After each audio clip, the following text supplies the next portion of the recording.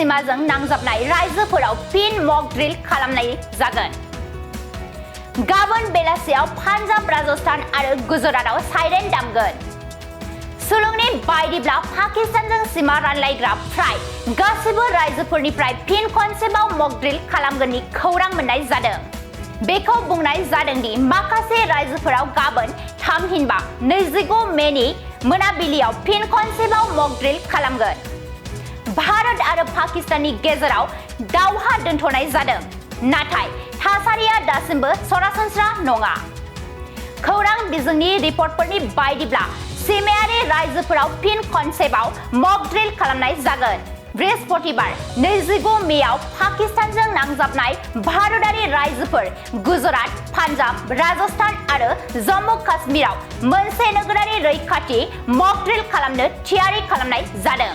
बेनि सिगां सरकारा 7 मेआव हादरनि मोन 244 जिल्लाफोराव मोनसे मक ड्रिल फोसावदोंमोन।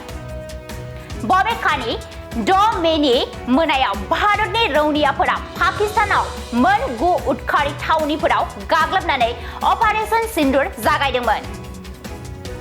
अपारेशन सिन्दुरनि दैदेननायाव भारतारि रौनियाफोरा पाकिस्तानाव उदखारिफोरनि सिनस्रिखौ सिफायदोंमोन। बेखौ दाबि खालामनाय जादों दि भारतआ बे अपारेशनाव 700नि बांसिन उदखारिफोरखौ फोजोबस्रांदोंमन। पाकिस्तान आरो पाकिस्ताना दखल खालामनानै लानाय POKआव भारतनि गाग्लोबनाया उदखारिफोरनि पहलगामाव गाग्लोबनायनि फिन साजा होनायमोन। गुबैयै 22 एप्रिलाव उदखारिफोरा पहलगामनि समायना बिसारन हायेनखौ गिख्रंथाव गाग्लोबदोंमोन आरो 28 दावबायारिफोरखौ बुथारदोंमन। बे गाग्लोबनायनि बिबानखौ लश्कर-इ-तैयबानि मोनसे दालाय दि रेजिस्टेंस फ्रन्टआ लादोंमोन। माखासे साननि उनाव भारतारि रौनियाफोरा पाकिस्तानाव थानाय मोन 9 उदखारि थावनिफोरखौ फोजोबस्रांदोंमोन। भारतनि बे हाबाफारियाव जैश-इ-मोहम्मदनि गाहाय मसुद अजहरनि नखरनि 14 सोद्रोमाफोरा बुथारजादोंमोन।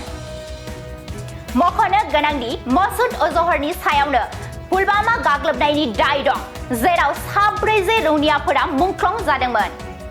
बबेखानि खन्डार हाइजेकनि समाव मसुद अजहरनि बागै बांसिन सावरायनाय जादोंमोन। इं 1999 मायथाइयाव खन्डार हाइजेकनि समाव बिथांनि मुंखौ बे 3 उदखारिफोरनि गेजेरावनो सोफानाय जादोंमोन, जायनि हगारनायनि दाबि खालामनाय जादोंमोन। এটা ভাল ঘোষণা বঙাইগাঁও মেডিটেক এলাইট হেলথ ইনষ্টিটিউটৰ 2025 আৰু 26 বছৰৰ DMLT laboratory technician, X-ray and imaging technician, ECG technician, pharmacy assistant, dental hygienist, emergency technician আৰু নাৰ্ছিং কেয়াৰ এছিষ্টেণ্ট কোৰ্চৰ নাম ভৰ্তি কৰাটো এতিয়া চলি আছে।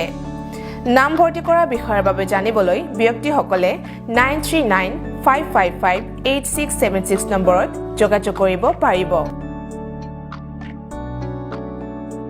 मोनसे गोजोनथाव फोसावथाय बङाइगाव मेडिटेक एलाइट हेल्थ इनस्टिट्यूटआव इंराजि बोसोर 2025-26 मायथाइनि थाखाय DMLT laboratory technician, X-ray and imaging technician, ECG technician, pharmacy assistant, dental hygienist, emergency technician आरो नार्सिं केयर एसिस्टेंट कोर्सनि मुं थिसननाया सोलिगासिनो दङ।